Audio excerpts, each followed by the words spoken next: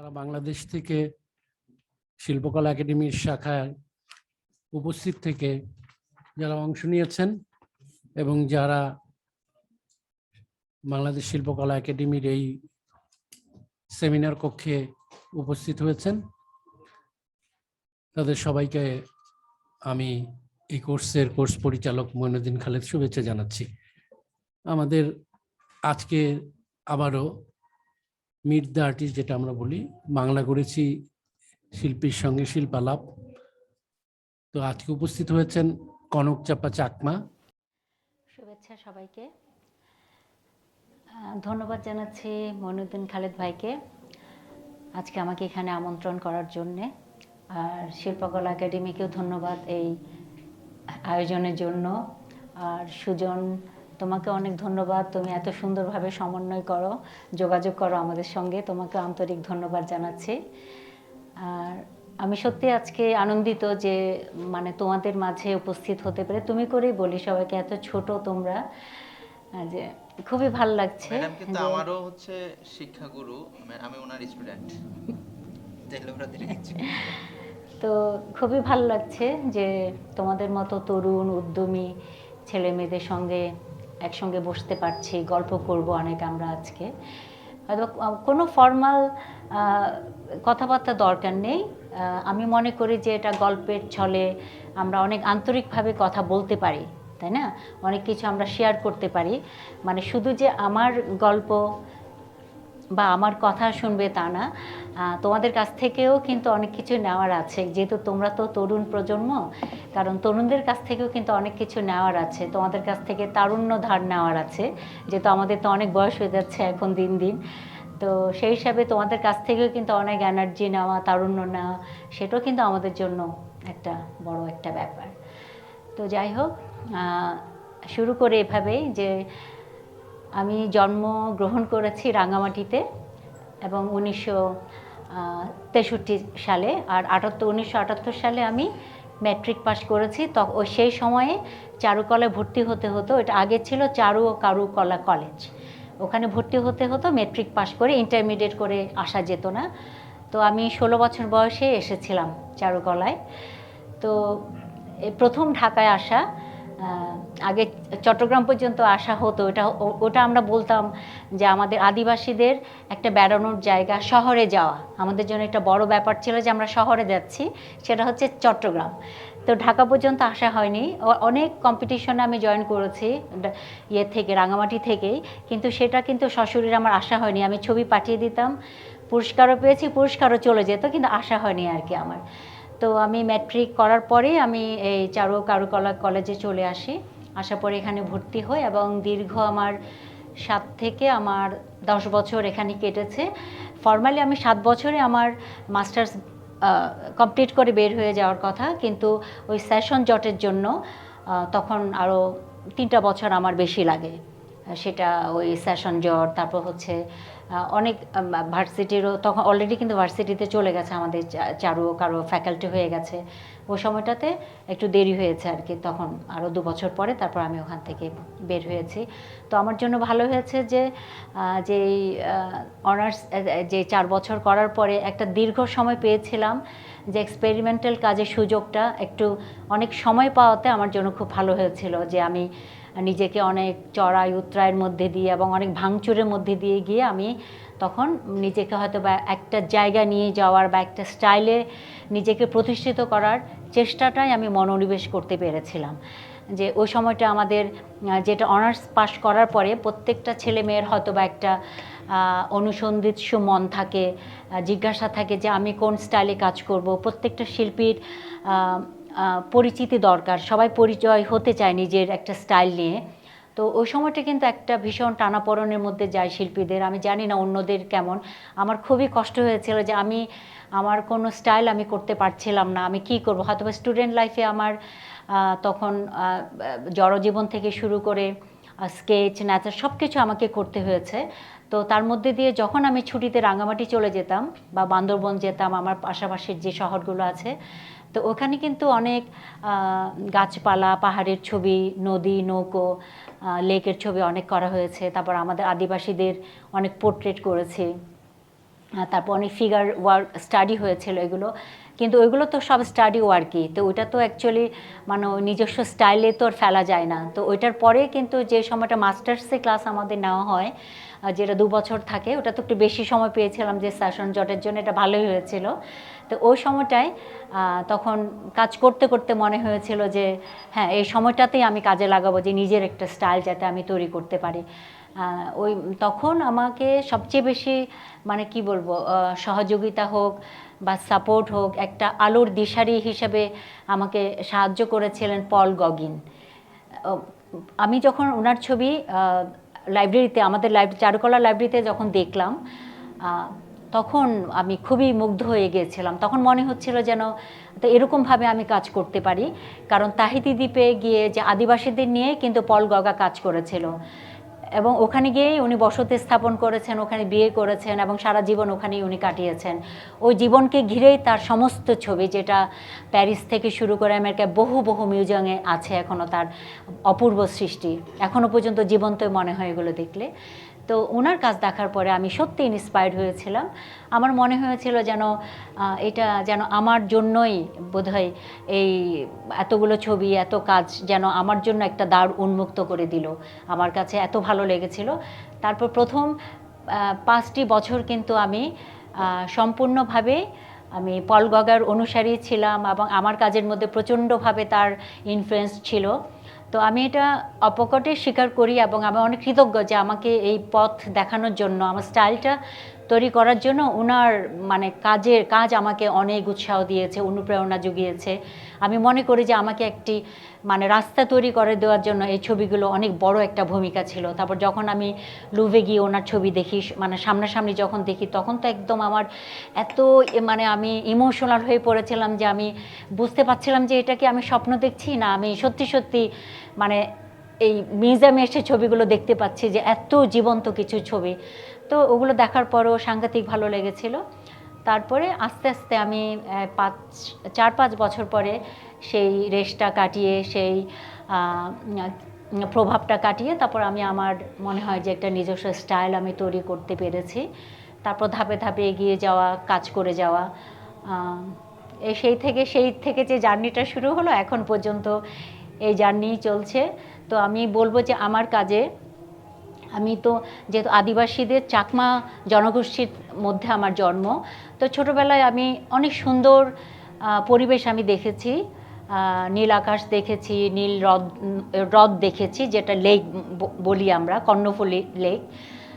তো সেখানে ছুটির সময় অনেক ভিতরে চলে যেতাম, যেটা রিমোট এরিয়া বলা হয়, যে ওখানে একদম হয়তো পায়ে হেঁটেই যেতে হবে, মানে কোনোভাবে গাড়িতে বা যাওয়া যাবে না। একটা পর্যন্ত লঞ্চে যাওয়া যেত, তারপরে আমরা হেঁটে যেতাম, অনেক দূর হাঁটতে হতো, কিন্তু তার মধ্যেও কিন্তু একটা অনেক মজা থাকতো। সেই যে বেড়ানোর স্মৃতিগুলো ছোটোবেলায়, ওইগুলো কিন্তু এখন পর্যন্ত আমাকে অনেক অনুপ্রাণিত করে, ভালোবাসা দেয়, ভালো লাগা দেয় এখনও, যে এত ভালো লাগে আমার। আর আমি অনেক বেশি লাকি মনে করি যে এত সুন্দর একটা পরিবেশে আমি সত্যি জন্মগ্রহণ করেছি এবং বেড়ে উঠেছি, যে সবার থেকে আলাদা, আর সবার কাছ থেকে এমন মানে আলাদা হয়ে গিয়ে যে আমি ভাবতে পারি যে এত সুন্দর একটা জায়গা, যেটা হয়তো বা মনে হয় যে যে মানে যদি তুলনা করি যে সত্যি এটা প্রকৃতির একটা স্বর্গের মধ্যে আমি আছি, যে এত সুন্দর একটা জীবন। ও ছোটোবেলায় যে এত সুন্দর একটা জীবন পেয়েছি, ওই জীবনটি মনে হয় এখন পর্যন্ত আমাকে এত প্রভাবিত করে যে ক্যানভাসের সামনে দাঁড়ালেই ওই ছবি আঁকতে ইচ্ছা করে।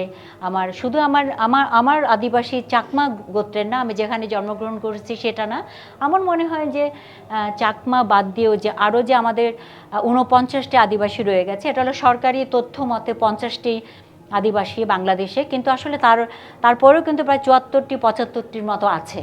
সেগুলো অনেক ছোট ছোট, এত ক্ষুদ্র যে হয়তোবা সেটাতে 5টি পরিবার, 4টি পরিবার, 10টি পরিবার এরকম আছে, যেটা আমরা 20 বছর পরে আর হয়তোবা পাবো না, ওরা বৃহত্তর জনগোষ্ঠীর সঙ্গে মিশে যাবে। তো পার্বত্য অঞ্চলে মেন জনগোষ্ঠী বলতে 22টি ধরা হয়। তো আমার মনে হলো যে শুধু মানে চাকমা জনগোষ্ঠী নিয়ে কাজ করলে তো হবে না, আমার আরও অন্যান্য যে আরও ইয়েরা রয়ে গেছে, আদিবাসীরা রয়ে গেছে, তাদের নিয়েও কাজ করা উচিত, কারণ তাদের জীবনধারা, গতি প্রকৃতি কোনো কিছুই আমাদের সমতল ভূমির মানুষরা মানে জানেন না। আর আর আমি কিন্তু এটা সবসময় মনে করি যে আমি যখনই ছবি আঁকা শুরু করেছি এবং সেটা জনসমক্ষে যাচ্ছে, দর্শকদের কাছে যাচ্ছে, যেটা সলো এক্সিবিশনের মধ্যে বেশি একজন শিল্পীকে আবিষ্কার করা যায়, যেখানে 50টি থেকে হয়তো 80টা ছবি, মিনিমাম 30টা ছবি দিয়ে তো একটা সলো করতেই হয়, যে এতগুলো ছবি দেখতে পাওয়া যায়, সেখানে একটা জনগোষ্ঠীর জীবনধারাকে মানে অল্প হলেও জানা যায়। সেটা হয়তো গ্রুপ এক্সিবিশন করতে ম্যাক্সিমাম 2-3টে আমরা ছবি দিতে পারি, সেখানে অল্প একটু অংশকে আমরা তুলে ধরতে পারি। কিন্তু তারপরে আমার মনে হয়েছে মানে লেখালেখি হোক বা যেটাই হোক, কবিতার মধ্যে, সাহিত্যের মধ্যে আমাদের আদিবাসী জনগোষ্ঠীর যে জীবনযাপনের কথা বলা হয়, সেটা আমাদের পাহাড়ের জনগণ লেখার পরেও যে অনেকেই সমতল ভূমির মানুষরাও লিখেছেন, অনেক বড় বড় লেখক কবিরাও লিখেছেন, বর্ণনা দিয়েছেন। তারপরে আমার মনে হয় যে ছবি আঁকার যেহেতু একটি নিজস্ব ভাষা আছে, যে এখানে বুঝিয়ে দিতে হয় না, এই ভাষাটির মাধ্যমে কিন্তু সে এত বেশি স্বয়ংসম্পূর্ণ, সে কিন্তু নিজেকে প্রকাশ করতে পারে যে কোনো ভাষা ছাড়াই, যে সেটা হচ্ছে ছবি। এই ছবি যখন আমি মানে দর্শকদের সামনে উন্মুক্ত করে দিলাম, তখন আমার কাছে মনে হলো যে আমি মনে হয় সত্যি আমার আদিবাসীদেরকে প্রতিনিধিত্বই করছি।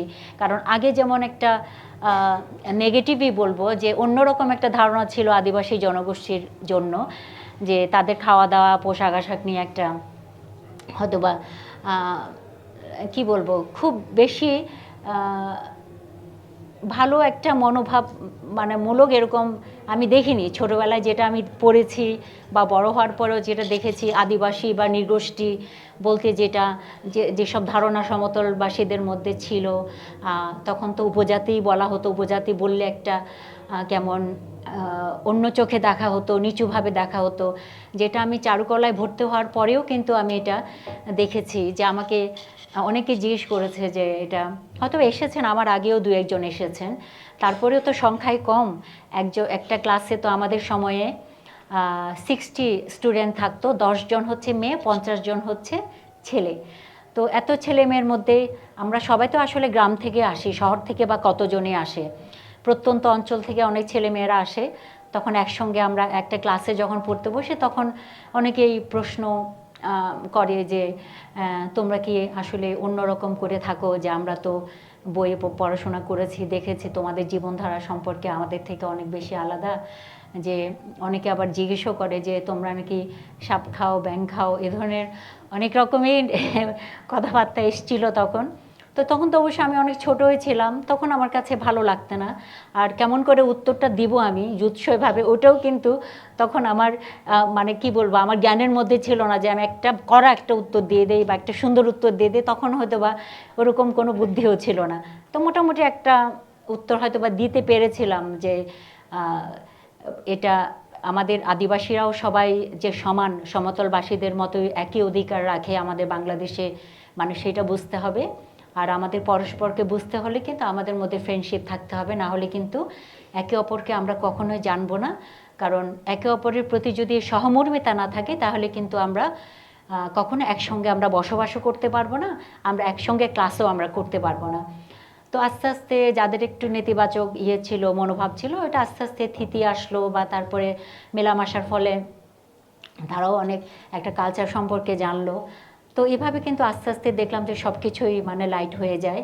আর যেই কথা থেকে আসছিলাম, যে আমার ছবি যখন দর্শকদের সামনে আমি উন্মুক্ত করে দিলাম বা এক্সিবিশনের মাধ্যমে, তখন আমার মনে হয়েছে যে মানুষ অনেক বেশি মানে এই আমাদের আদিবাসী জীবন সম্পর্কে জানার আগ্রহটা অনেক বেড়েছে, এবং তারা জিজ্ঞেস করছে এক্সিবিশনগুলোতে, তারা আসছে এবং দর্শক হিসেবে এসে দর্শক সারি থেকে তারা অনেক রকম প্রশ্ন করছে যে এত সুন্দর আমাদের বাংলাদেশের মধ্যে যে এই অঞ্চলগুলো আছে, এটা তো আমরা জানতাম না। তাদের খাবারগুলো এত সুন্দর, তাদের পোশাক পরিচ্ছদ, তারপর হচ্ছে তাদের অলংকার, মানে এত সুন্দরভাবে তারা মানে নিজেদেরকে প্রকাশ করে। তাদের যে ফেস্টিভ্যালগুলো হয়, যে রিচুয়ালসগুলো হয়, এগুলো এত সুন্দর। আগে হয়তো বা তারা এইভাবে তারা জানতো না জিনিসগুলো। তখন আস্তে আস্তে আস্তে আস্তে করে আমার মনে হলো যে আমার ছবির মাধ্যমে কিন্তু এই মানে সুন্দর একটা মানে প্রেজেন্টেশন, মানে পজিটিভ একটা ভাব আমার মনে হয় সেটা আমি দর্শকদের মধ্যে, বিশেষ করে সমতল দর্শকদের মধ্যে সেটা আমি মানে ছড়িয়ে দিতে পেরেছি। আর যতই দিন যাচ্ছে, তারপরে আমার পরে পরে অনেক ছেলে মেয়ে এসছে চারুকলায়, আমাদের এই ঢাকা চারুকলা থেকে শুরু করে ইউডা, শান্তা মারিয়াম, জগন্নাথ, তারপর হচ্ছে ইয়েতে জাহাঙ্গীরনগর, ওখানে প্রচুর কিন্তু আদিবাসী ছেলে মেয়ে আছে এখন, শুধু চাকমা না, ওখানে মারমা আছে, ত্রিপুরা আছে, বম বম হচ্ছে অনেক ছোট জনগোষ্ঠী যারা বান্দরবনে থাকে, তারাও কিন্তু এখন একজন দুজন কিন্তু তারা চালুগোড়ায় পড়ছে। চাকমা, মারমা, ত্রিপুরা এই জনগোষ্ঠীর মধ্যে সবচেয়ে বেশি ছেলেমেয়েরা।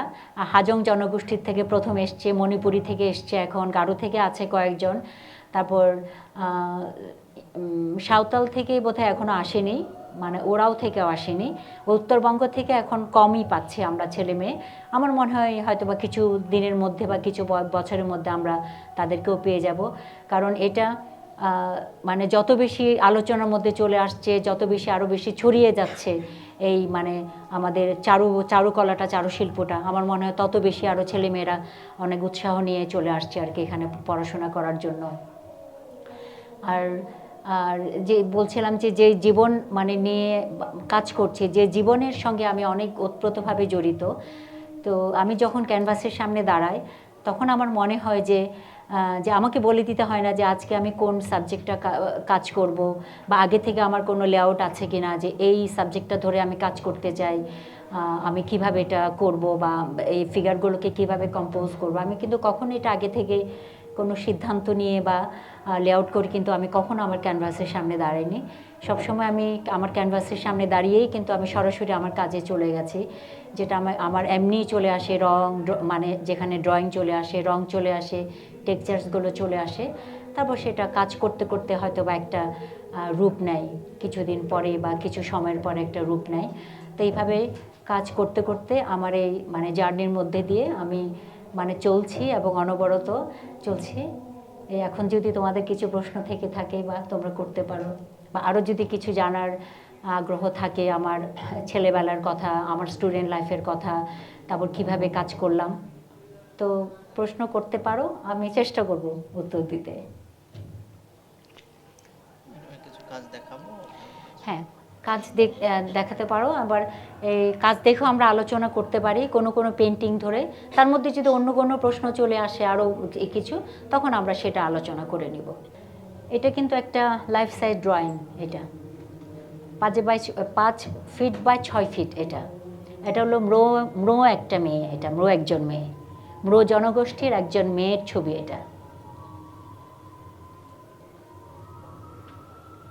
এটা চারকোলে করা, চারকোল অন পেপার।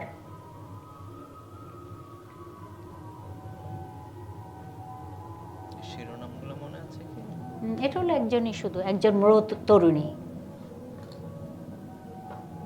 আমি বলে দিতে পারবো। আর এটা হচ্ছে একটা ড্রয়িং, এটা ওখানে যে পাহাড়ের ঢালুটা আছে এটা একটু সংক্ষেপে করা, নৌকো দেখা যাচ্ছে দুটো, আর এখানে কিন্তু একটু গাছের গুঁড়িও আছে, আবার পাহাড়ের ঢালও আছে, দূরে কিন্তু ছোট ছোট দু একটা কিন্তু বাড়ি দেখা যাচ্ছে, আমাদের যে মাচাং ঘরগুলো আছে ওই মাচাং ঘরগুলো দেখা যাচ্ছে। তারপরে একটু নীলের ছোঁয়া, ওটা হলো স্কাই। মানে এটা কোনো ডিটেল নাই, জাস্ট লাইনের উপরে একটা পরিবেশকে, মানে এই হিল ট্র্যাক্সে একটা পরিবেশকে এটা নিয়ে আসার চেষ্টা করেছে। এটা একটা বাঁশের সেতু, একটা মেয়ে পিঠে ঝুড়ি নিয়ে পার হচ্ছে, আর এটা হলো কোলাজ পেপারের উপরে, এটা পেপারের উপর পেপার কোলাজ, তার মধ্যে ইঙ্ক আর হলো ব্রাশ, চাইনিজ ইঙ্ক আর ব্রাশ দিয়ে করা, হ্যান্ডমেড পেপারে। এটা কিন্তু বাংলাদেশি হ্যান্ডমেড পেপার।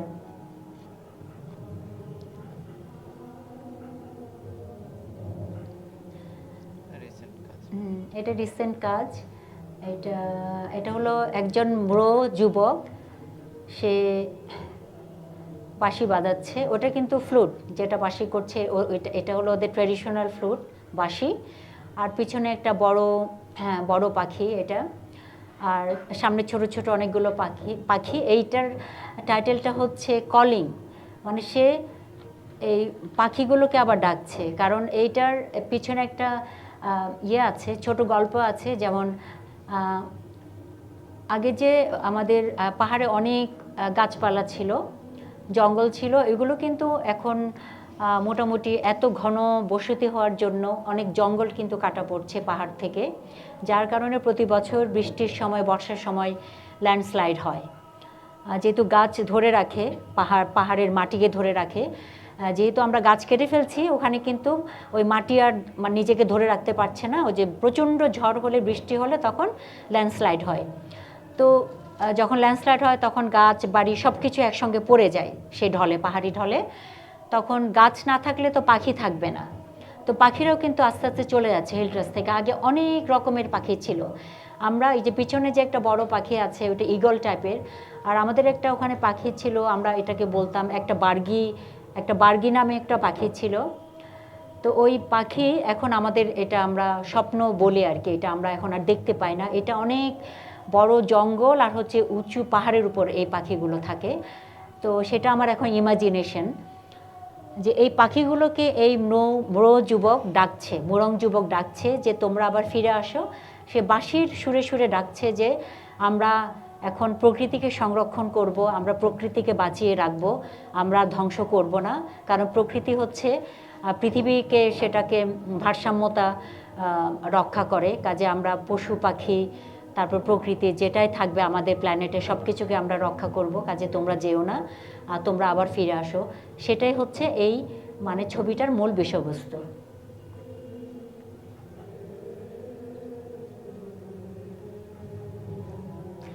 আর এটা হচ্ছে মোরংদের নাচ। এটা হচ্ছে নভেম্বরের শেষের দিকে ওরা করে, মনে হয় সময়টা ঠিক আছে কিনা বলতে পারবো না। এটা হচ্ছে গোহত্যার নৃত্য, যে মেয়েরা গোল হয়ে নাচে, তারপর ওখানে যুবকরা বাঁশি বাজাতে থাকে। অনেক লম্বা লম্বা 6 ফিট 7 ফিট 5 ফিট করে করে এক একটা বাঁশি লম্বা হয়, ওগুলো তারা ফু দিয়ে দিয়ে বাজায়। তখন ওরা গোল হয়ে নাচে। এটা হলো গোহত্যার সময় তারা এই এই নাচটা তারা করে। ওই সময়টা মাথায় ফুল গুজে অনেক অলংকার পরে তারা, এবং এইভাবে তারা গোল হয়ে নাচতে থাকে। এবং এই ছবিটাই মানে এই পেন্টিংয়ের যেই ইয়েটা আছে, যে ফিগারগুলো আছে, ওই নাচের অংশ থেকেই কিন্তু এটা নেওয়া। আর ব্যাকগ্রাউন্ডে দেখা যাচ্ছে একটু ইয়েলো কালার, ওটা হলো একটা ফেস্টিভ মুডে কিন্তু এই কালারগুলোকে আমি নিয়ে আসছি। নেক্সট, এটাও কিন্তু মোরদের নাচ। এটাও হয়তো এখানে ছেলেদের দেখা যাচ্ছে না, এখানে শুধু মেয়েরাই, এটা শুধু ব্যাক সাইড। তো অনেক আলোর মধ্যে ওরা ওদের নাচ করছে। যে এই পিছনের এত আলো দেওয়ার কথাই হচ্ছে যে এটা আশা, এটা একটু মানে ডিজায়ার, একটা হোপ। এটা অনেক আশার আলো তাদের জীবনে, যে তারা অনেক আশা করে যে একদিন নিশ্চয় তাদের জীবনে আগে যেই বিউটিটা ছিল, যেটা আস্তে আস্তে নষ্ট হয়ে যাচ্ছে, তো সেটাকে তারা আবার পুনরুদ্ধার করবে, আবার তাদের এই সুন্দর জীবনে ওরা ফিরতে পারবে। এই কারণে কিন্তু এত আলোর মধ্যে দিয়ে ওদেরকে মানে রাখা হয়েছে এই ফিগারগুলোকে।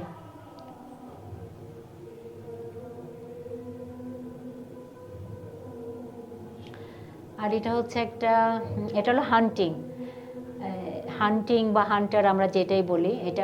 এটা অনেক বড় একটা কাজ। এগুলো বলা হয় নাই, এই সাইজগুলো। হ্যাঁ, আগেরটা একটু যাবে, আগেরটা। এটা হচ্ছে 4 ফিট বা 8 ফিট, এদিকে উপরে হচ্ছে 4 ফিট আর পাশে হচ্ছে 8 ফিট লম্বা কাজ। একটু তার আগেরটা যাও কষ্ট করে। হ্যাঁ, আর এটা হচ্ছে 5 ফিট বাই 5 ফিট। এটা মানে অয়েল অন ক্যানভাস। এরপরটা আসো ইয়েলোরটা। এটাও 5 ফিট বাই 5 ফিট অয়েলের কাজ, এটা ক্যানভাসে। এরপরে যেতে পারো, এগুলো সব পেপারে। আর এটা অয়েলের কাজ। ওই যে আগেরটা যেটা হলুদ রঙের উপরে, ওটাও অয়েলের কাজ, 4 বাই 8 ফিট এটা। পরেরটা আসো। তো এটা হলো 5 ফিট বাই, লম্বাই হচ্ছে 5 ফিট, পাশে হচ্ছে 5 ফিট, আর উপর উচ্চটা হচ্ছে এটা 6 ফিট। এটা একটু হান্টিং, এই যে শিকার করছে। যদিও আমি এটা ঘোর বিরোধী, কারণ আমি এই শিকার পছন্দ করি না। এই যে আগে যে রাজরারা জমিদাররা যেভাবে শিকার করতো গিয়ে শুধু ওরা কেন, এখন পর্যন্ত আমাদের ইয়ের মধ্যে শিকার হয়। আমাদের হিলট্রেক্সে অনেক এখনও শিকার করে, হরিণ টরিণ অনেক শিকার করছে, যেটা আমি পছন্দ করি না। কারণ আমি অনেক বেশি মানে জীবজন্তু পছন্দ করি। আমি নিজে রেস্কিউ করি, এখানে বিড়াল, কুকুর, পাখি থেকে শুরু করে সব কিছু রেস্কিউ করি আমি। কাজে আমি চাই না যে এভাবে সব পশুগুলোকে বধ করা হোক, এই প্রাণীগুলোকে বধ করা হোক। এটা আমার অনেক কষ্ট দেয়।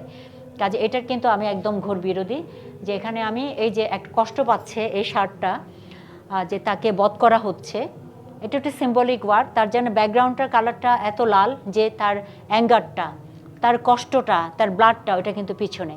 আর সে কিন্তু এত বেশি মানে কষ্টের মধ্যে দিয়ে চার যন্ত্রণার কিন্তু কালো পুরা ইয়েটাই কিন্তু সেটা কালো হয়ে গেছে তার ইয়েতে কষ্টে। আর পিছনে হচ্ছে পুরা ব্লাড শেডের কালারটা।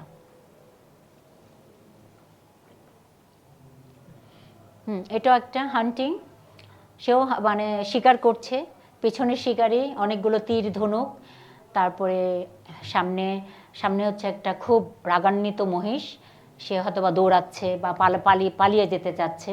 যে আসলে সে ক্রোধ কষ্ট থেকে কিন্তু এই কাজগুলো বেশি করা, যে হয়তোবা এটা অনেকেই বলতে পারে যে মানে এত ইয়ের মধ্যে হান্টিং বা হান্টারের কাজ কেন আমি এটা করেছি, যে আমার কষ্ট লাগে যখন শিকারের কথা উঠে, তখন আমার অনেক খারাপ লাগে। আর যারা পাখি শিকার করে এটা তো আরও পেইনফুল, এটা আমি একদম নিতেই পারি না, যে এত সুন্দর সুন্দর পাখি চলে আসে বাইরের দেশ থেকে আমাদের দেশের শীতের সময়, যে নিজের প্রাণ বাঁচানোর জন্য ওই পাখিগুলোকে কিন্তু মেরে মেরে আমরা খেয়ে ফেলি।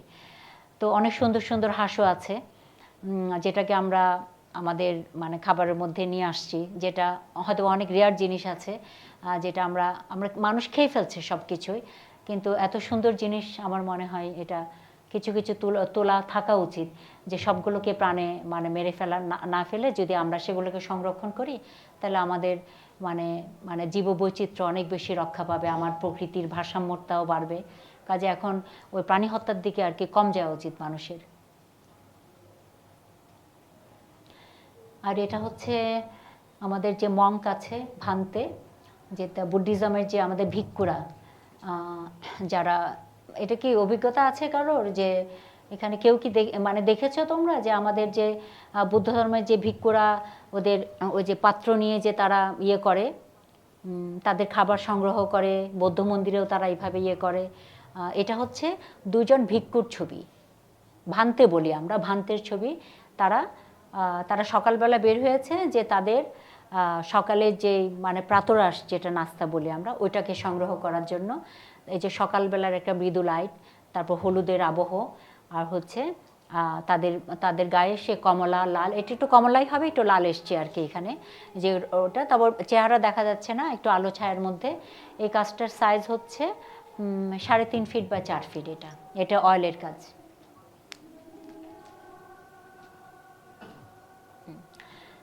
এটাও আমার মঙ্কের কাজ, ভান্তিদের কাজ। হাতে কিন্তু একটা প্রেয়ার হুইল, এটা আমাদের দেশের না, আমাদের দেশের ভান্তেরা আমাদের দেশে ওরা এই যে প্রেয়ার হুইলটা ব্যবহার করে না।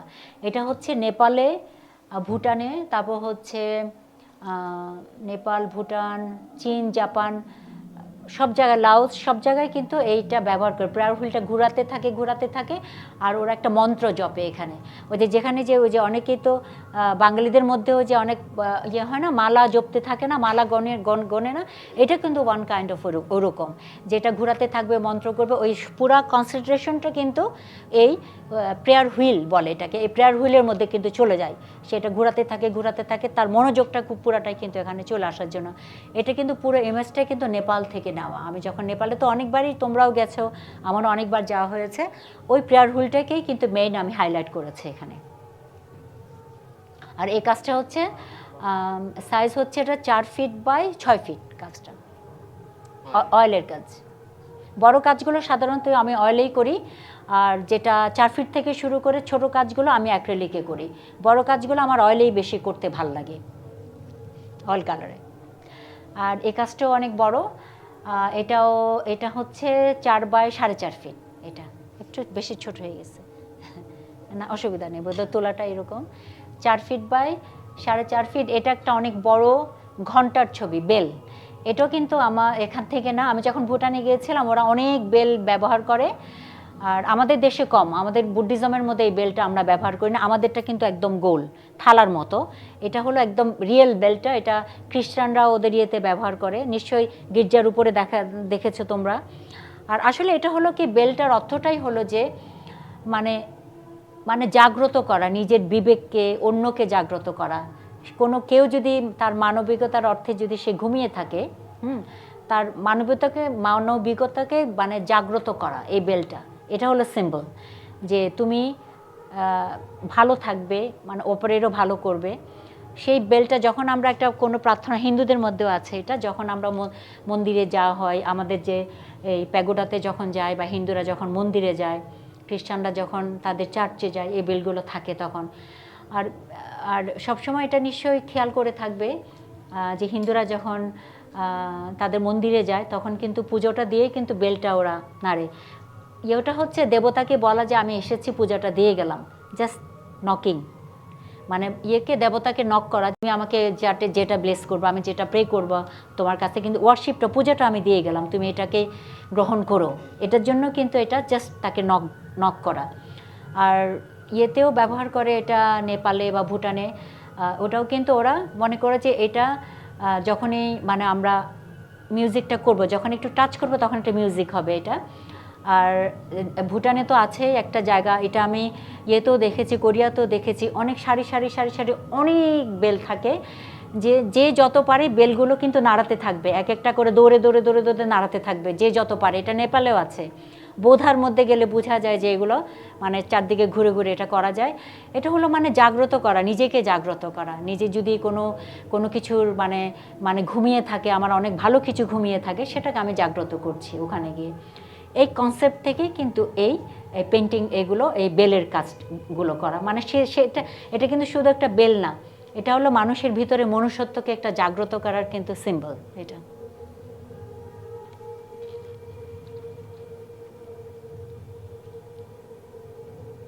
এটা হচ্ছে প্রেয়ার হুইল। এটা খুব বেশি বড় কাজ না, এটা হচ্ছে 2 ফিট বাই 4 ফিট কাজ, একদম চিকন কাজ। এটা অ্যাক্রিলিকের করা।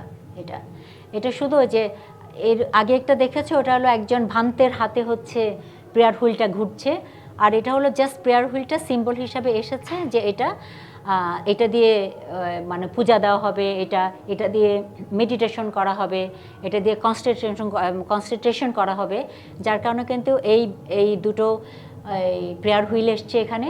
এবং তার ব্যাকগ্রাউন্ডে যে কালারগুলো এসছে এটা হলো মানে অনেক মানে লাইট, এটা ফেস্টিভ, একটা আনন্দ, একটা ভালোবাসা, এই কারণে কিন্তু এই কালারগুলো আসা।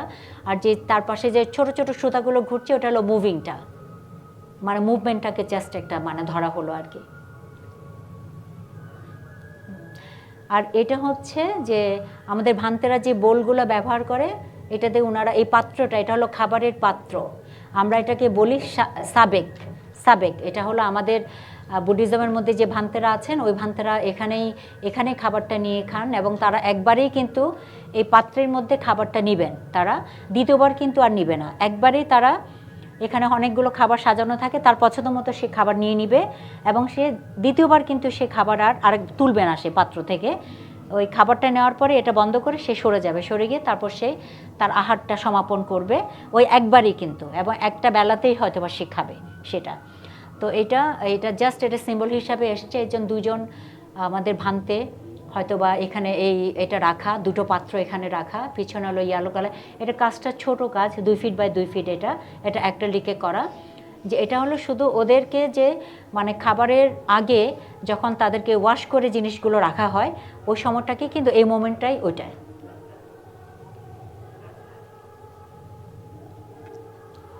আর এটা হলো ফানুস, যেটা আমরা প্রবারণা পূর্ণিমায় এটা উড়িয়ে থাকি। তো এটা ছোটোবেলা অনেক বেশি এনজয় করতাম, আমার অনেক ভালো লাগতো, এখনও আমি এনজয় করি, আমার ভালো লাগে এটা।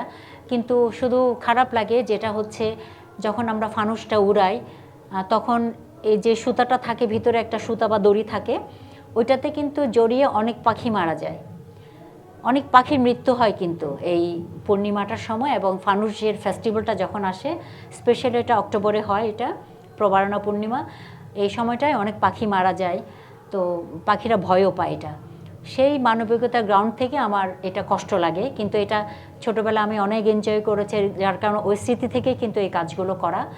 তো এখন যদি আমরা একটু সতর্ক হই আরও বেশি, তাহলে হয়তো আরও অনেকগুলো প্রাণকে আমরা বাঁচাতে পারবো। আর এটা হচ্ছে 5 feet by 5 feet oil on canvas.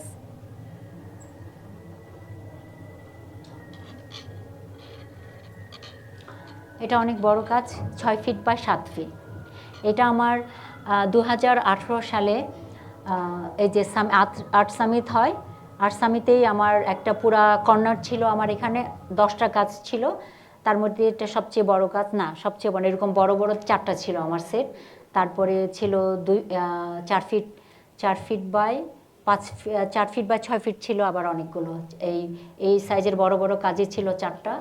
এটা হলো কাজটা করা ওই যে রামুতে একটা ইনসিডেন্ট হয়েছিল, ওটা 2010 না 11-তে বোধহয় হয়েছিল। মনে কি কারো কি মনে আছে কক্সবাজারে যে আমাদের অনেক 400 মানে 600-700 বছরের পুরনো ওই আমাদের টেম্পলগুলো পুড়ে গিয়েছিল। এখানে আসলে পুড়ে গিয়েছিল বলা যায় না, আগুন লাগিয়ে দেওয়া হচ্ছিল, কিছু দুর্বৃত্ত করেছিল আর কি এটা। তো অনেক পুরনো, কয়েকশো বছরের পুরনো মন্দির ওখানে পুড়ে যায়, বুদ্ধের মূর্তি পুড়ে যায়। তারপর অনেকগুলো পুঁথি আছে যেগুলো একদম অনেক রেয়ার ছিল, ওইগুলো মানে সংগ্রহ করা ছিল। তো অন্যান্য সোনা রূপা আমি কথা বলছি না, যেগুলো আমাদের পুঁথি, ওখানে অনেক কিছু ধর্মীয় গ্রন্থ অনেক কিছুই লেখা থাকে, ওগুলো পুড়ে গেছে, ওগুলো তো আর দ্বিতীয়বার করা যাবে না। তারপরে যে অনেক পুরনো পুরনো কাঠের বৌদ্ধমূর্তি ছিল, ওগুলো সব কিছু শেষ হয়ে গেছে। তো যখন ওই ইনসিডেন্টটা হয় তখন আমার মানে স্বাভাবিক এটা অনেক পেন হয়েছিল, কিন্তু ওখানে আমি যাইনি। আমি জানি যে আমার অনেক খারাপ লাগবে। আমার হাজব্যান্ড আর আমার ছেলে গিয়েছিল, গিয়ে তারা দেখে ওরাও অনেক কষ্ট পেয়েছে।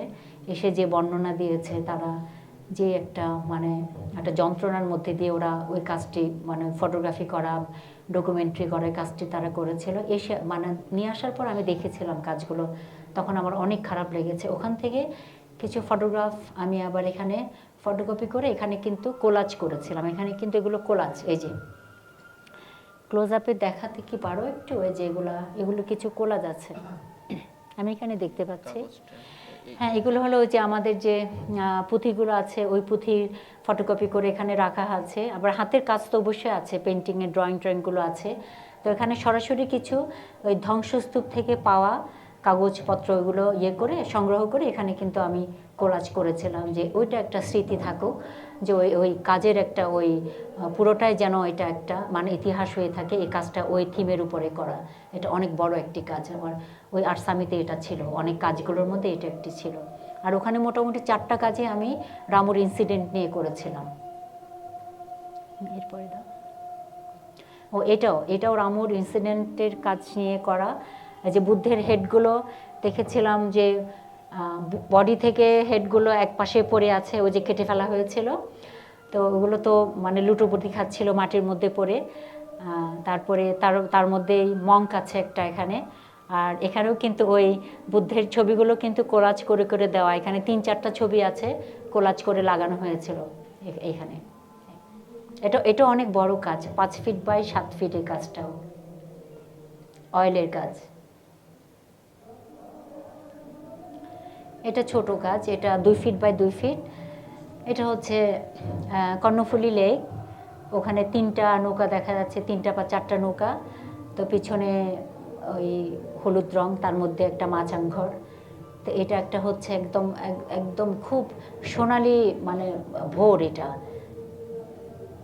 ওই সময়কে নেওয়া, সকালবেলার একদম সূর্যোদয়ের ওই সময়টাকে।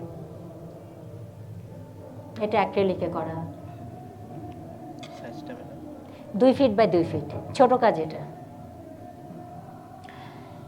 এটা একটা ল্যান্ডস্কেপ, এটা বান্দরবন গিয়েছিলাম, একটা উঁচু জায়গা থেকে ওই পাড়ের মানে মাঝখানে একটা সাঙ্গু নদী ছিল, ওই নদীটার পরে এরকম একটা পাহাড় দেখেছিলাম আমি, ওটা করেছি। হয়তো পাহাড় তো সবুজই হবে, কিন্তু ওইটা না দিয়ে আমি গতানুগতিক রং থেকে বের হয়ে গিয়ে আমি এটা ছোট মানে অন্যরকম কালার দিয়ে করেছি এবং সানসেটটাকে ধরার চেষ্টা করেছি। এটা অনেক ছোট্ট একটা কাজ, 1.5 ফিট বাই 1.5 ফিট, 18 ইঞ্চি বা 18 ইঞ্চি। এটা একটা সানসেটের কাজ। সানসেটে তো আসলে সবুজ রঙকে দেখা যায় না, তখন একটু ডার্ক হয়ে আসে।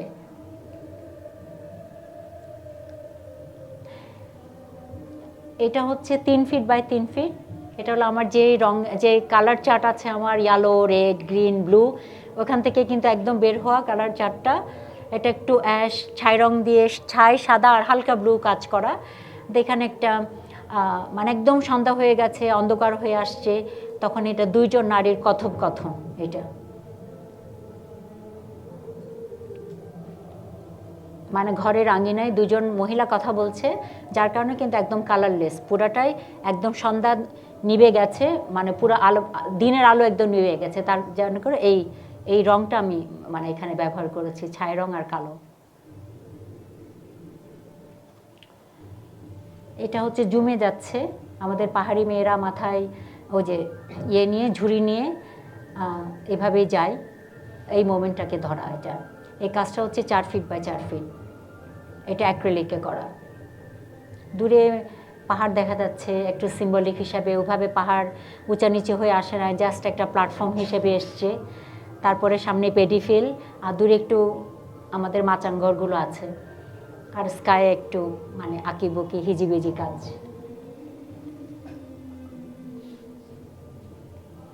এটা হলো লেকের পাড়ে, লেকের পাড়ে একজন আমাদের আদিবাসী নারী, সে অবসরে দাঁড়িয়ে আছে বা তার গোসলের আগের মুহূর্ত, সামনে কিছু তার ওই যে পানির পাত্রগুলো পড়ে আছে। এটা হচ্ছে 3 ফিট বাই 3 ফিট কাজের সাইজ, অ্যাক্রিলিক অন ক্যানভাস। এটা হলো কোলাজ, এটার সাইজ হচ্ছে 21 ইঞ্চি বাই 28 বা 29 ইঞ্চি হবে কাজটা।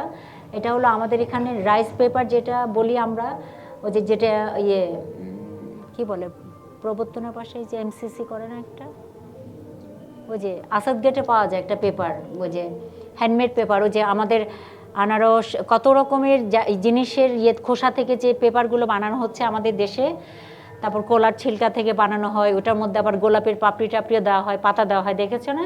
এটা হচ্ছে ওই যে ওরা বলে যে এটা ওই যে ধানের কিন্তু ছাপ আছে, এই যে এর মধ্যে খেয়াল করলে দেখবা, এটা কিন্তু আমার কাছে খুব ভালো লেগেছিল। পুরো আস্ত ধানের ছাপটা, যখন পেপারটা নরম ছিল ধানের ছাপ কিন্তু দিয়ে দিয়েছে ওরা এখানে। তো ওই ইন্টারেস্টিং দেখে পেপারটা আমি কিনলাম, নিয়ে তখন আমি এটা জাস্ট ড্রয়িং করেছি। মধ্যে আবার কিন্তু কোলাজ আছে, ওই যে ইয়েলো যে পোর্শনগুলো দেখতে পাচ্ছ ওটা কিন্তু কোলাজ। এটা একটা মেয়েটার পরনে, আরেকটা কিন্তু টাঙানো বাড়ির আঙিনায়, সে কাপড় শুকাচ্ছে, এটাই হচ্ছে থিম এই পেন্টিংয়ের। আর এটাও কোলাজ, এটা হলো আমাদের ওই যে পাহাড়ের যে মোরংরা, এটা হলো পানির পাত্র। তো এই পানির পাত্রের মধ্যে এখানে পানির পাত্র পড়া আছে নিচে, আর হচ্ছে পিছনে একটা সাদা পেপার কিন্তু ওখানে করেছে, আমি শেডে দিয়েছি, কোলাজ করেছি। তার মধ্যে এটা ইঙ্ক না, এটা হলো অ্যাক্রিলিক কালারে করা কাজটা। এটা সাইজও একই, ওই যে 20 ইঞ্চি হবে, এটা 20 বাই হতে পারে 26 বা 27 ইঞ্চি এরকম হতে পারে কাজের সাইজ। এটা হচ্ছে 2 ফিট বাই 2 ফিট, এটা পেপারের পেপার অন পেপার কোলাজ। এটা এই যে বুদ্ধের মধ্যে প্রথমে করা, যে ওখানে ব্ল্যাক টোটাল পেপারটা, কিন্তু এটা হলো একটা কালো মানে পেপার, এটা পেপারে সেটে দেওয়া হলুদ একটা পেপারের উপর। পেপারে আমি কালার করিনি, এটা কিন্তু পেপারটাই হলুদ ছিল, তার মধ্যে ব্ল্যাক পেপার একটা কেটে আমি এটা বসিয়ে দিয়েছি, তার মধ্যে সাইডে আবার ব্রাশ দিয়ে কাজ করেছি।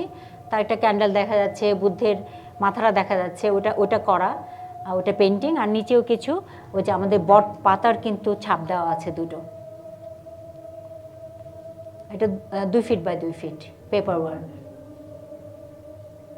এটা হ্যাঁ, এটা হলো এটা বেঙ্গল এক্সিবিশন ছিল এবং ওই ক্যাটালগের কভারে এটা ব্যবহার করা হয়েছে।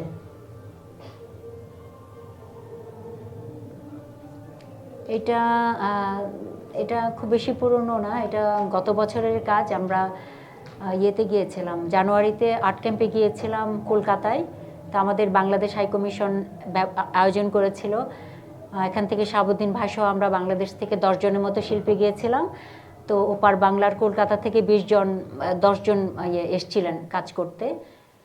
তো একসঙ্গে বসে আমরা একটা আর্ট ক্যাম্প করেছি ওখানে। তো করার পরে এটা আমি বলেছিল যে এটার টাইটেলটাই ছিল সোনার বাংলা। এই আমাদের আর্ট ক্যাম্পের টাইটেল ছিল সোনার বাংলা। এই কাজের সাইজ হচ্ছে 2 ফিট বা 2.5 ফিট।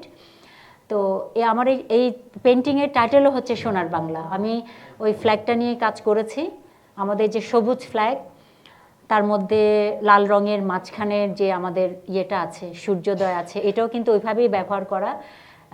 এখানে প্রকৃতি এসেছে ফ্ল্যাগের ওই সবুজটা দিয়ে, সবুজ রং দিয়ে প্রকৃতিকে ধরা। তারপরে তার মধ্যে ফ্ল্যাগের ওই লাল বৃত্তের মধ্যে কিন্তু আমার এই মাচাং ঘরগুলোই দেখা যাচ্ছে। কারণ বাংলাদেশে আমাদের সমতল পাহাড়ি সবারই তো বসবাস একই জায়গায়।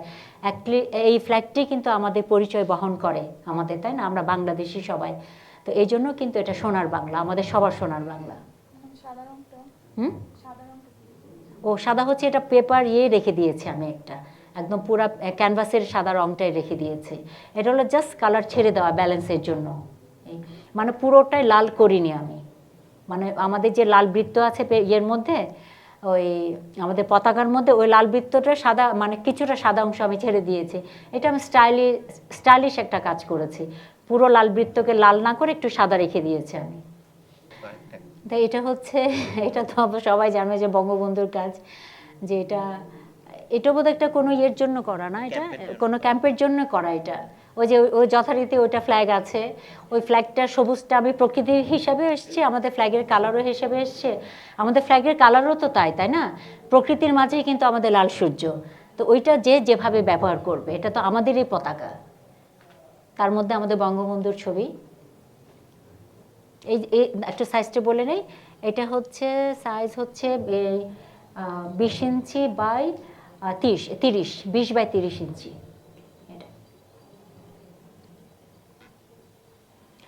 আর এটা তো শিল্পকলারই কাজ, শিল্পকলা একটা ক্যাম্পের কাজ।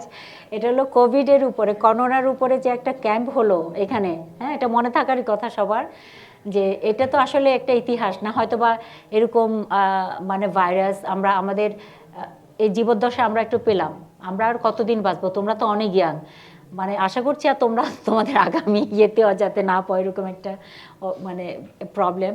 তো এখন এই করোনাকে একটু করতে হবে, মানে ইতিহাসে, তাই না, ইতিহাসের তালিকা রাখতে হবে, এই জন্য করা।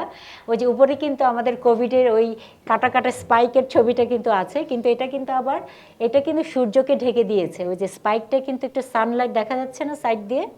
এটা সাইজ হবে কত, এটা 30-36, এটা 2.5 ফিট বাই 3। তো ওইটা কিন্তু সূর্যটাকে ঢেকে দেওয়া, যেহেতু গত 2 বছর কিন্তু আমাদের প্যান্ডামিক তো এত বাজে অবস্থা সারা পৃথিবীতে, তাই না, সারা পৃথিবীকে কিন্তু একদম নাড়া দিয়েছে, এমন অবস্থা যে সেটা মানে বলতে গেলে পুরা একদম অতলে তলিয়ে যাওয়ার মতো আমাদের প্রত্যেক মানুষের জীবনে এমন একটা কালো একটা আধার এসছে আমাদের জীবনে। তো সেই কিন্তু আধার তো থাকে না আসলে, মানে সূর্যোদয় তো একদিন হবে।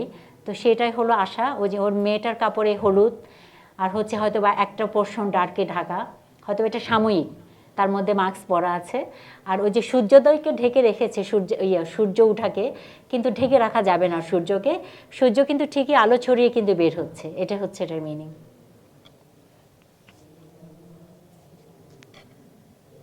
এটাও আরেকটা কোভিড নিয়ে কাজ করা। এটা হচ্ছে ইয়েতে একটা ক্যাম্প হয়নি, একটা এক্সিবিশন হয়েছিল, ওই এটা ওই যে গুলশানের বে গ্যালারি, ওয়াটার ইজ বে গ্যালারি আছে, ওদের একটা এক্সিবিশন হয়েছিল যে করোনার উপরে। শিল্পী 20-25 জনের মতো আমরা ছিলাম, বলা হয়েছিল যে করোনার উপরেই ছবি আঁকতে হবে এই ক্যাম্পের মতো। তো আমরা কাজ জমা দিয়েছিলাম। তো ওইখানেও আমার এই একজন আদিবাসী মানে যুবক, সেও যে তার অর্ধেকটা ঢাকা আছে, মানে চিন্তা, দুশ্চিন্তা, যন্ত্রণা, কষ্ট সব কিছু, যার কারণ তার চেহারাটা পুরোটা দেখা যাচ্ছে না, কিন্তু আলো আছে, আলো টিকরি বের হচ্ছে তার মুখে। আর পিছনেও সূর্য, তারপর হচ্ছে মানে তার ওই যে লাল ব্যাকগ্রাউন্ডের মধ্যে যেটা আমাদের হয়তো বা এটা ফ্ল্যাগ হিসাবেই এসছে, যে সেটা একদিন আমরা মানে উড়িয়ে দিতে পারবো, এটা আর আমাদের সঙ্গে কখনোই থাকবে না। তারপর তীর ধনুক এসছে, যেখানে অনেকগুলো সিম্বল এখানে আছে, যে এখানে কোনো কিছুই মানে এই প্ল্যানেটকে ধ্বংস করতে পারবে না, একদিন মানুষের জয় হবে, আমরা একদিন এই কালো সময়কে আমরা অতিক্রম করতেই পারবো। এটা হচ্ছে 2.5 feet by 2.5 feet, 30 inch by 30 inch, acrylic on canvas. আর এটা হচ্ছে একদম ভার্স ভিউ, এটা উপর থেকে নেওয়া একটা নৌকা, বোট, এটা একটা নৌকা, বাম পাশে হচ্ছে পানি আর ডান পাশে হচ্ছে ল্যান্ড। ওখানে কাঁকড়া দেখা যাচ্ছে, ছোট ছোট পট দেখা যাচ্ছে, পানির পাত্র। তো এই কাজের সাইজ হচ্ছে 3 ফিট বা 4 ফিট, উচ্চতায় হচ্ছে 3 ফিট, পাশে হচ্ছে 4 ফিট। এটা অ্যাক্রিলিকে করা। আর এটা হচ্ছে একটা, এটা চিন্তা করেই করেছি আমি, এটা যে উপর থেকে দেখলে কেমন লাগবে। এখন তো আসলে অনেক প্র্যাকটিস বা অনেক কাজের জন্য এখন তো আর আসলে দেখতে হয় না কোনো কিছু। তা আমি যে মডেলের কাজগুলো করেছি, ফিগারগুলো করলাম, ল্যান্ডস্কেপগুলো করলাম, আমি কিন্তু কোনোটাই দেখি না, বা কোনো ফটোগ্রাফি বা কোনো কিছু মডেলের মানে সাপোর্টটা আমি নেই না কখনো। আমার যেটা মাথায় আসে ওই ইমাজিনেশন থেকেই কিন্তু আমার কাজগুলো সব করা। আর এটা হচ্ছে ওই যে কি কি পাখি বলে না, এটা ফিনিক্স, ফিনিক্স বার্ড। এটা একটা কবিতা, কার ইয়ে না একটু দেখাও না, এটা শিহাব সরকারের কবিতাটা উনি লিখেছেন আগে, লিখে তারপরে আমাকে বলেছেন যে একটা মানে ইলাস্ট্রেশন করে দিতে, এটা আমি করেছি। এটা ওই যে আগুন থেকে যে পাখির জন্ম, ফিনিক্স বার্ড। এটা ছোট কাজ। এটা এটা আমাদের যে ওই যে পানির পাত্রগুলো, যে ম্রো জাতিরা যেটা ব্যবহার করে, ওরা পানির পাত্র, পিছনেটা হলো ওদের ওদের নদী, তারপর কিছু গাছগাছালি দেখা যাচ্ছে, একটা ল্যান্ডের মধ্যে ওই পাত্রগুলো করা, জাস্ট এটা একটা মডার্ন কম্পোজিশনে করা। এটা সাইজটা হচ্ছে ওটার 3 ফিট বাই 3 ফিট, এটার সাইজ অ্যাক্রিলিকে করা। এরপরে এই কাজটার সাইজও হচ্ছে 3 ফিট বাই 3 ফিট।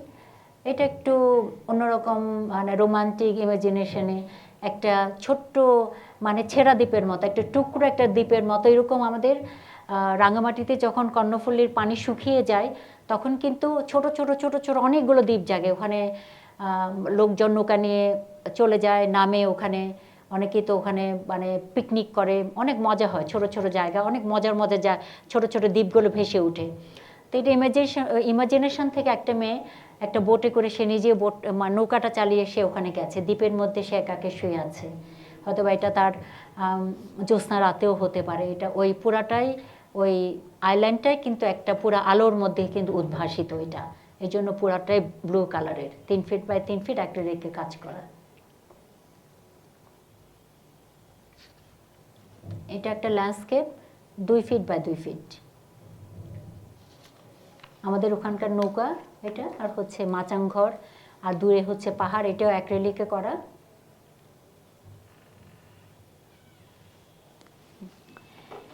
আর এটা একটা পোর্ট্রেট, এটা হচ্ছে 1.5 ফিট বাই 3 ফিট। এটা হচ্ছে খিয়াং রমণীর, খিয়াং নারীর পোর্ট্রেট একটা। এটাও ওরা বান্দরবনেই থাকে, খুব ছোট জনগোষ্ঠী, অনেক অলংকার পরা।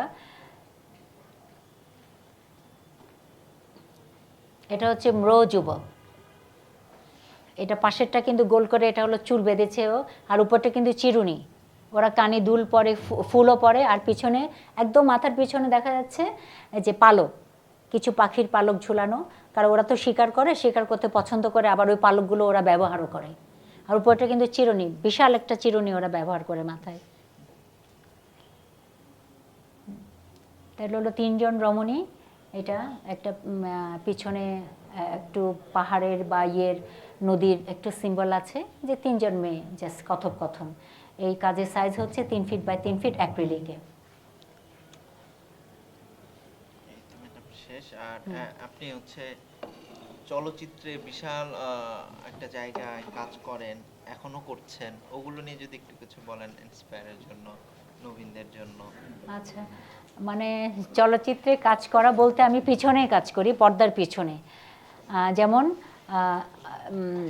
আমার হাজব্যান্ড মিঠু, সে একজন চিত্রশিল্পী এবং সে একাধারে সে আবার চিত্র পরিচালকও।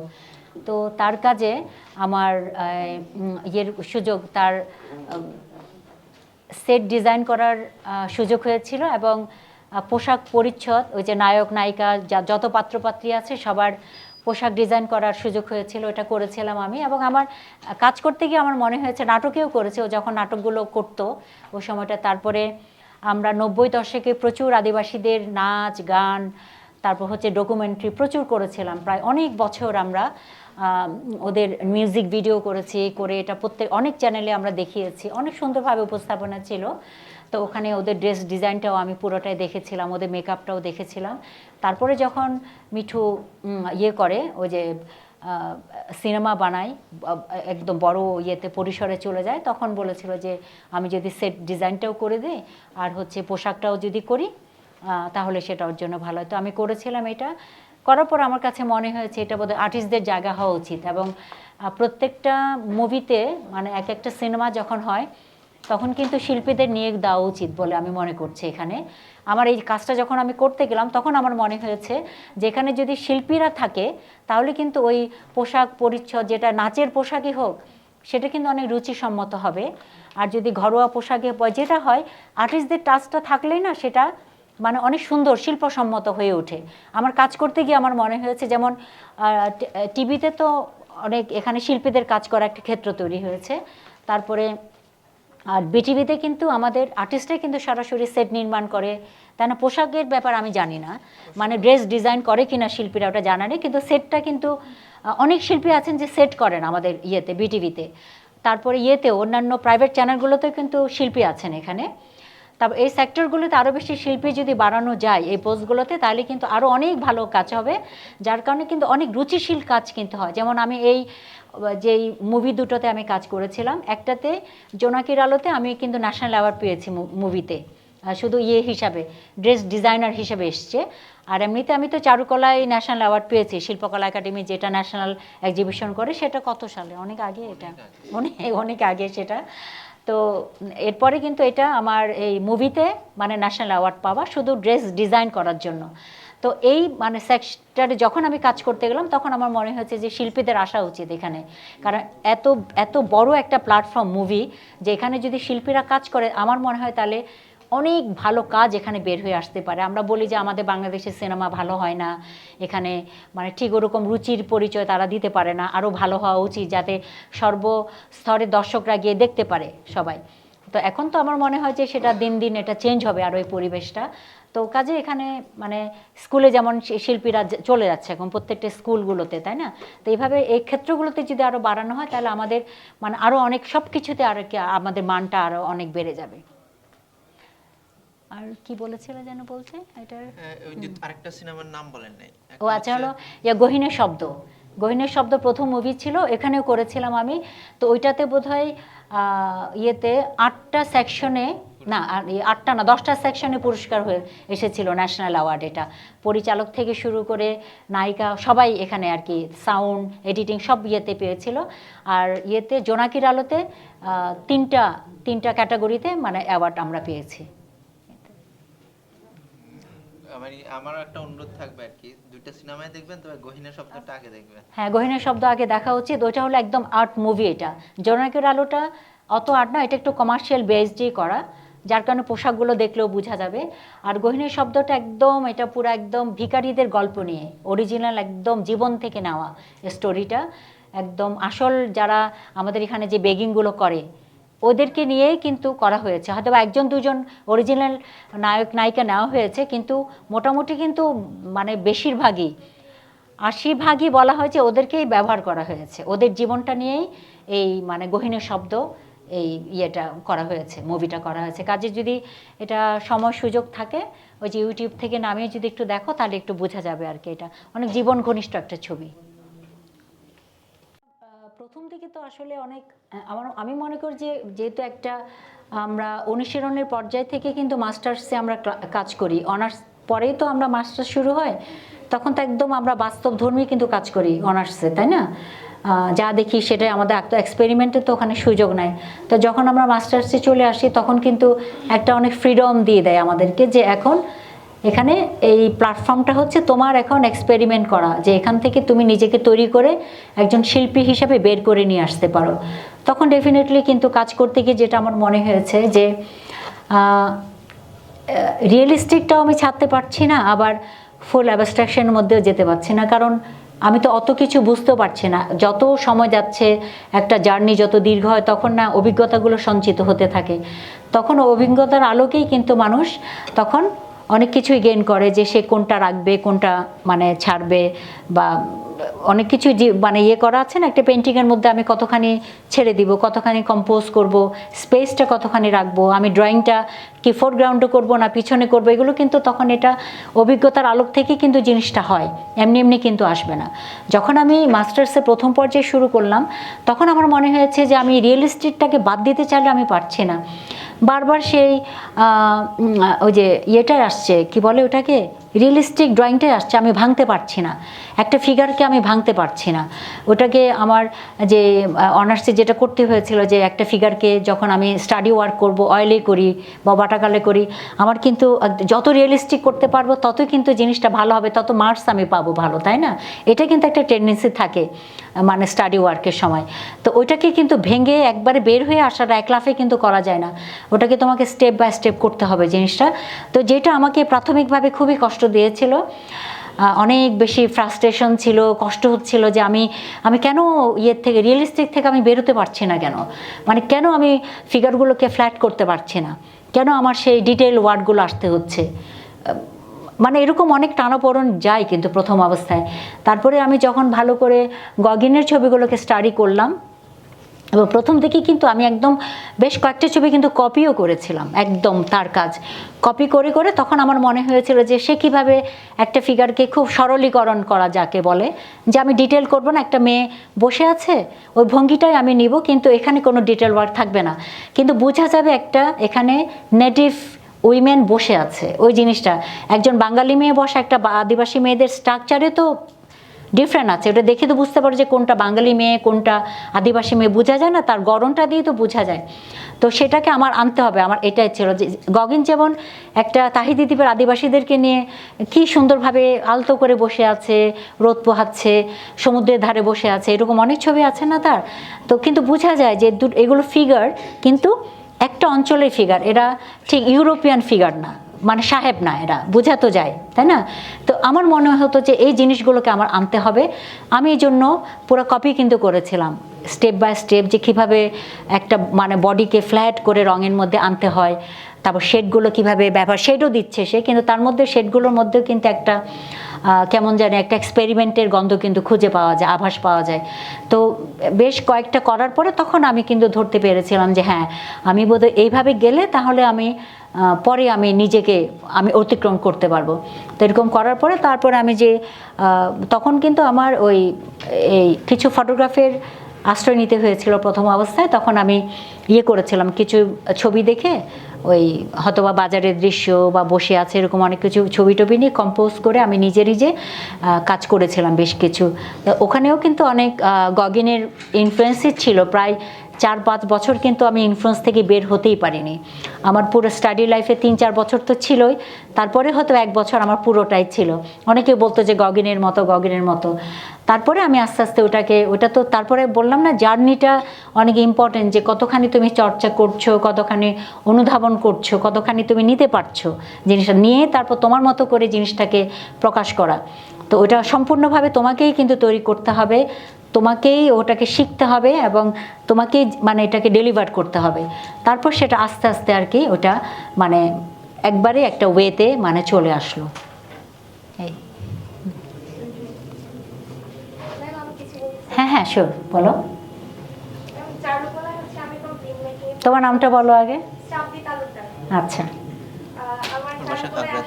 প্রথম থেকে হচ্ছে আমার অনুপ্রেরণা কিন্তু আপনি ছিলেন, মানে আপনার সাথে আমার কখনো মানে সরাসরি দেখা হয়নি, আজকে মানে সৌভাগ্যতার সুযোগ তুমি অনেক ছোট, এই জন্য দেখা হয়নি।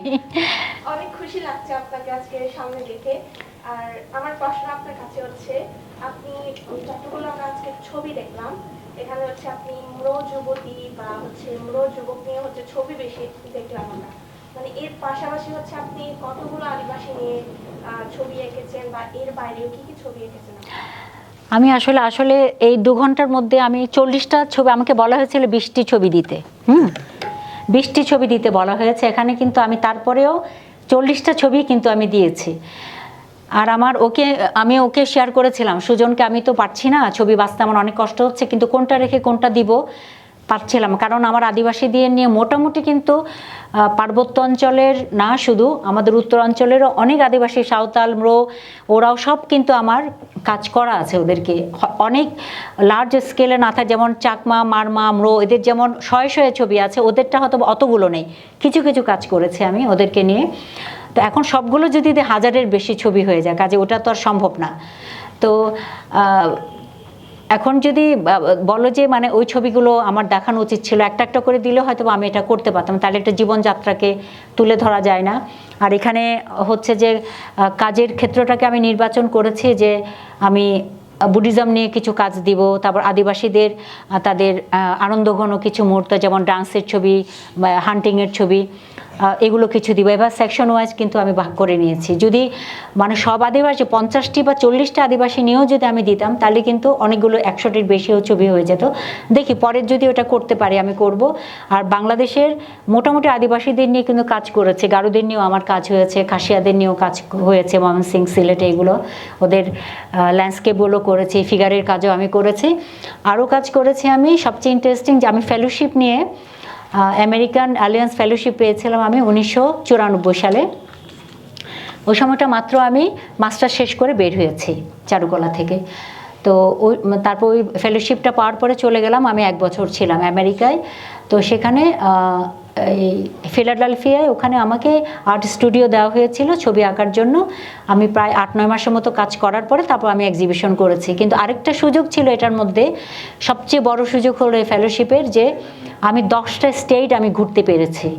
এবং এটা ওই আমেরিকান গভর্নমেন্টের মানে ইয়েতেই সাপোর্টেই ঘুরতে পেরেছি, উইথ এ স্কট, একজন ছিল আমার সঙ্গে স্কট, উনি আমাকে নিয়ে এনে প্লেনে করে করে সব আমাকে বলেছিল যে কোন কোন জায়গায় তুমি যেতে চাও। তো ওখানে তো নিউ ইয়র্ক থেকে শুরু করে সাউথ ডাকোটা সব কিছুই আমি, যেগুলো ইম্পর্ট্যান্ট জায়গা ওগুলোতে আমাকে ঘোরানো হয়েছে। কিন্তু আমার ইন্টারেস্ট ছিল যে আমি ওখানকার যে নেটিভ আমেরিকান আছে আদিবাসীরা, ওদের জায়গাটা আমি যাব। হ্যাঁ, কথা শুনতে পাচ্ছি না কেন? শোনা যাচ্ছে এখন? হ্যালো হ্যালো হ্যালো হ্যালো, হ্যাঁ আচ্ছা আচ্ছা, হ্যাঁ। তারপর তারপর ওই আদিবাসীদেরকে নিয়ে আমি বললাম যে ওদের আমি ওই নেটিভ আমেরিকানদের আমি যেতে চাই, ওখানে ওদের মানে বাসস্থানে যেতে চাই। ওরা থাকে নিউ মেক্সিকো, আলবুকুরকি এবং সান্টা ফে, এই দুটা জায়গায় থাকে ওরা, মেন আবাস ওদের এই 2 জায়গায়। তারপর ওখানে আমাকে নিয়ে যাওয়া হলো। আর ওই 2টা স্টেটে নিয়ে যাওয়ার পর সত্যি আমি অবাক হয়ে গেছিলাম যে ওদের জায়গায়, ওদের যখন ওদের ফেস্টিভ্যালগুলো আমি দেখলাম, ফেস্টিভ্যালও পেয়েছি, অনেক দিন ছিলাম ওখানে আমি, ওদের নিয়ে কাজও কিন্তু করেছি। ওদের কিছু কিছু ফেস্টিভ্যাল আছে যেগুলো একদম আমাদের চাকমাদের সঙ্গে মিলে না, মারমাদের সঙ্গে মিলে না, মিলে হচ্ছে ম্রোদের সঙ্গে, ম্রো, তারপর হচ্ছে লুসাই, ওদের সঙ্গে কিন্তু অনেক বেশি মিলে। ওরা ফেদার ইউজ করে, পাখির পালক ব্যবহার করে, তারপর যে নিচের কাপড়টা পরে ওরা মেয়েরা, ওটা পুরোটাই কিন্তু একদম রোদের কাপড়ের মতো, লুসাইদের কাপড়ের মতো, একদম কোনো পার্থক্য কিন্তু নেই। হয়তোবা ভাষাগত পার্থক্য ছিল, আমি বুঝতে পারিনি, একজন দোভাষী ছিল, তারা বুঝিয়ে দিয়েছে। ফসল উৎসব, নবান্ন, অনেক কিছু তারা আমাদের মতো করেই কিন্তু উৎসবগুলো ওরা পালন করে, এবং সেই উৎসবগুলো তারা অনেক নাচ গান করে কিন্তু অনেক হয়, তারা সাজগোজ করে, মানে যেটা আমাদের অনেক আদিবাসীদের সঙ্গে মিল আছে। তখন আসলে ওরা তো এশিয়া থেকে গেছে, কোনো না কোনোভাবে কিন্তু আমাদের মিল আছে ওদের। তো যার কারণে আমি ওখানে এক্সিবিশন করলাম। আমার যখন ফেলোশিপ শেষ হয়ে যায়, ওখানে একটা বড় গ্যালারিতে আমার এক্সিবিশন ছিল, বাংলাদেশের আদিবাসী এবং ওখানকার আদিবাসী নিয়ে একটা এক্সিবিশন করে আমি করেছিলাম। আর বাংলাদেশে ফিরেও কিন্তু আমি আমাদের বাংলাদেশে শুধু পার্বত্য অঞ্চলের আদিবাসী আর হচ্ছে নেটিভ আমেরিকানদের নিয়ে একটা এক্সিবিশন আমি করেছিলাম। এটা ফিরে আসার বোধহয় 1 বছর পরে আমি করেছিলাম। কাজে ওই আদিবাসীদের নিয়েও আমার কাজ হয়েছে। আর বাংলাদেশের তো আদিবাসী আছে, আর ইন্ডিয়ায় অনেক আদিবাসী আছে যেটা আমাদের বাংলাদেশ থেকেই যাওয়া, ত্রিপুরাতে আছে, তারপর অরুণাচলে আছে, তাই না, মিজোরামে আছে অনেক আদিবাসী, যেগুলো আমাদের সঙ্গে ওদের একই জায়গা, একই ল্যান্ড ছিল একটা সময়। কাজে এখন হয়তো আমরা ভাগ হয়ে গেছি, যে অনেক আদিবাসী আছে যেগুলো নিয়ে ওখানেও একই রকম ওদের রিচুয়ালগুলো, ওদের ফেস্টিভ্যালগুলো, আমাদেরগুলো, এইগুলো নিয়ে আর কি অনেক কাজ হয়েছে আমার। কাজে বলতে গেলে মোটামুটি অনেক আদিবাসী নিয়ে আমি কাজ করেছি, যেটা হয়তো বা যদি বই আকারে করা যায় তাহলে একটা বড় ডকুমেন্ট হতে পারে, যে আমার পুরা বাংলাদেশের 50টি আদিবাসীদের নিয়ে আমার কাজ আছে, এবং বাইরেরও আমার কিছু আদিবাসী নিয়ে কাজ আছে। আমার সময় সুযোগ থাকলে এটা পরে তোমাদেরকে কখনো শেয়ার করার ইচ্ছা আমি প্রকাশ করছি, হয়তো আজকে আমি তোমাদেরকে সেভাবে আর কি মানে হ্যাপি করতে পারলাম না। আজকে এখানে সত্যি ভাল লাগলো, মানে সবার সঙ্গে মানে দেখা হয়ে অনেক মত বিনিময় হলো, আমার কাজগুলো দেখানোর একটা মানে সময় সুযোগ হলো তোমাদেরকে। আশা করছি পরবর্তীতে নিশ্চয়ই আরও একটু সময় নিয়ে আরও যাতে একটু কাজ দেখাতে পারি। আসলে আমিও মানে স্যাটিসফাইড না যে আজকে মাত্র 40টা কাজ নিয়ে আমি উপস্থিত হয়েছি। এটাতে কিন্তু পুরা মানে কিছু কিছু জনগোষ্ঠীর পুরো জীবনটাই কিন্তু আসে না, টুকরো টুকরো করে করে এসছে কিছু কিছু মুহূর্তগুলো। কাজে ভবিষ্যতে যদি কোনো সময় সুযোগ হয় তাহলে নিশ্চয়ই আবার দেখা হবে, আবার অনেক বেশি কাজ নিয়ে যাতে উপস্থিত হতে পারি সেটাই আশা রাখছি। হ্যাঁ, ধন্যবাদ, সবাই ভালো থেকো, দেখা হবে আবার। ম্যাডাম একটা কথা হয়তো বলতে ভুলে গেছে কিনা, ম্যাডামের নেতৃত্বে, ম্যাডামের কোঅর্ডিনেশনে সারা বাংলাদেশ ব্যাপী যতগুলো হচ্ছে আমাদের ওটা এক্সিবিশনটার নাম ছিল ক্ষুদ্র জাতিসত্তায় জীবন বৈচিত্র্য। জীবন বৈচিত্র্য। তো সারা বাংলাদেশে যতগুলো মানে 50টা ম্যাডাম, হ্যাঁ 50টা ক্ষুদ্র জাতিসত্তার হচ্ছে জীবনী নিয়ে আমরা প্রায় প্রত্যেকটা যে কয়টা জেলাতে আছে 17টা জেলাতে 3টা করে ছবি এঁকেছে শিল্পীরা, 50 জন আদিবাসী ছেলে মেয়ে সবগুলো আদিবাসী। মজার না ব্যাপারটা যে শুধুমাত্র যে আমরা বাঙালি যারা সে মানে বলি যে অন্যান্য জায়গার মানে শুধু আদিবাসী শিল্পী 50 জন আপার নেতৃত্বে হচ্ছে এই এক্সিবিশনটা অ্যারেঞ্জ করেছে। ওখানে গিয়ে 3 দিন আমরা ছিলাম, থেকে হচ্ছে ওখানের সাথে হচ্ছে একটা ভালো সম্পর্ক করে ওদের হচ্ছে জীবন নিয়ে ঢাকায় এসে আবার আর্ট ক্যাম্পটা হয়েছিল। অনেক বড় মাপের একটা কাজ। হ্যাঁ, আমি একটু বলে নিই, এটা আসলে করার খুবই দরকার ছিল, এই জন্য যে আমি ভাগ করে দিয়েছিলাম যারা পার্বত্য অঞ্চলের শিল্পীরা যাবে হচ্ছে উত্তরবঙ্গ, ময়মনসিংহ ওদিককার শিল্পীরা যাবে হচ্ছে পার্বত্য অঞ্চলে। এক্সচেঞ্জটা দরকার, কারণ উত্তরবঙ্গের ইয়েদের কালচারকে এত তো বেশি জানা হয় না, এত বেশি কি যাই আমরা যাই না, আমরা যেখানে থাকি, জন্মগ্রহণ করেছি, বড় হয়েছে ওখানে কিন্তু যেতে চাই বেশি, তাই না? কিন্তু অন্যদের কালচারকেও কিন্তু দেখা দরকার, ওদের সংস্কৃতি, জীবন বৈচিত্র্য সব কিছু দেখা দরকার। এই জন্য কিন্তু এক্সচেঞ্জ করে দিয়েছিলাম যে পাহাড়েরগুলো যাবে উত্তর দিকে, উত্তর পশ্চিমেরগুলো যাবে হচ্ছে পার্বত্য অঞ্চলে। এইভাবে এক্সচেঞ্জ করে দেওয়াতে খুবই ভালো হলো, কারণ তারা অন্যের জীবন সম্পর্কে, জীবনধারা সম্পর্কে জানতে পারলো। কারণ ছবি দেখে ছবি আঁকাটা খুব সহজ, কিন্তু এটা গভীরে প্রবেশ করা যায় না। ওখানে গিয়ে তাদের সঙ্গে কথা বলে, তারপরে মিশে, তাদের খাবারও খেতে দিয়েছে ওরা, ওই যে সুন্দর করে ওদের সংস্কৃতিটাকে দেখা যায়। সব কিছুর মধ্যে তো সংস্কৃতি লুকিয়ে থাকে, খাওয়া দাওয়া, গান বাজনা সব কিছু, কথা সাহিত্য গল্প সব কিছুর মধ্যে। তো এই যে ওগুলো সংস্পর্শে আসা গেছে, তো যার কারণে কিন্তু ছবিগুলো অনেক ভালো হয়েছিল, যেহেতু ওদের জীবন বোধ থেকে নেওয়া, জীবনের কাছাকাছি গিয়েই কিন্তু মানে এসে তারপর ওই ফিলিংসটাই কিন্তু ওরা পুরোটাই শেয়ার করতে পেরেছিল ক্যানভাসের মধ্যে। তো এই জন্য এই এক্সচেঞ্জটা হওয়া দরকার। যারা যেখানে আছো সবসময় চেষ্টা করবা যে মানে নিজের জায়গা থেকেও আরও একটু অন্য জায়গায় যাতে গিয়ে আমরা মানে দেখতে পারি, তাদের কালচারটাকে যাতে দেখা যায়, এটা জানা অনেক জরুরি। মানে ছবি দেখে আঁকা বা শেখা থেকে নিজে গিয়ে যদি ওখানে প্রবেশ করা যায়, ওইটা অনেক বেশি মূল্যবান হয় আর কি। তো ম্যাডামকে আরো একবার জোরদার করতালি দিয়ে আজকের মতো আমি হাততালি দিয়ে সবার জন্য ম্যাডামের দীর্ঘায়ু জীবন, সুস্থ জীবন কামনা করছি। ম্যাডামের মা হাসপাতালে এখনো, সেখান থেকেও আসলে একজন শিল্পী তার কমিটমেন্ট যেভাবে রাখে অন্যান্য জায়গায়, এটা আসলে বড় হচ্ছে আমার কাছে আরেকটা শিখার জায়গা হলো। ম্যাডামের প্রতি অনেক কৃতজ্ঞতা বাংলাদেশ শিল্পকলা একাডেমি এবং চারুকলা বিভাগের পক্ষ থেকে ম্যাডামকে শুভেচ্ছা জানাই। অনলাইনে যারা আছেন আজকের মতো এখানে বিদায় নিচ্ছি।